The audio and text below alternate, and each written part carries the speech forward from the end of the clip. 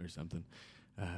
Any I guess kind of small detailed item you can move that lens right up next to. And I think is that because of its its minimum focal distance?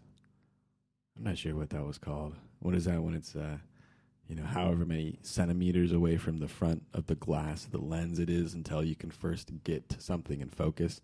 With a lot of lenses, like if you try this with a telephoto lens, some telephoto lenses I've had, like I think I had an f4 telephoto lens, and you could not focus that lens in something less than 8 feet of distance. You had to be like 9 feet away before you could get something in focus with that lens.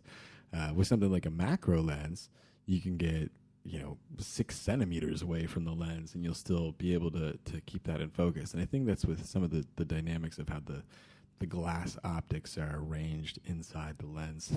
I guess I'll leave it there because I'm sure certainly the rest of it is beyond me.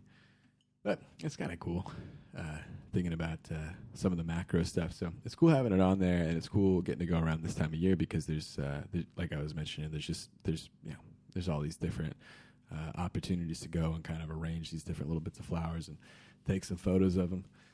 Also, like I was mentioning, big wide open fields and landscapes and stuff. I mean, it's not quite a full hardy landscape. I want to get out and see some real mountains, or get up in the Cascades or something and try and take something a little bit more extreme in the landscape side. But as it goes, for a nice mellow field in the evening light of June, it's going pretty good. Taking some photos of foxgloves, fields of wildflowers. It's all pretty easy going, a bit of time there. So, been doing that. I also went up to Coburg Ridge, and I had like a pellet gun. You seen those like when we were kids and stuff? You had like your BB gun. I got like a Daisy Red Ryder, but there's also like the pellet guns where you put not the copper BBs, but those little sort of the little lead kind of parachute tipped pellets, right? And so you pop one of those in, and I had a few of those, I guess, when I was a kid over at my grandparents' place. We'd go shoot cans and stuff. But this one that I've got is like a single shot one, like a pump action one. So I went up to Coburg Ridge.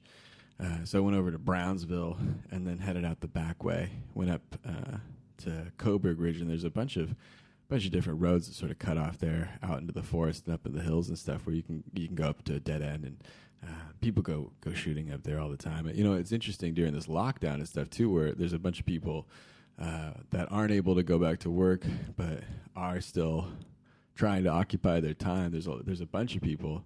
So it seems like when you go out to a wilderness area, I talked about this a bit before in another podcast, but if you go out to a wilderness or a more remote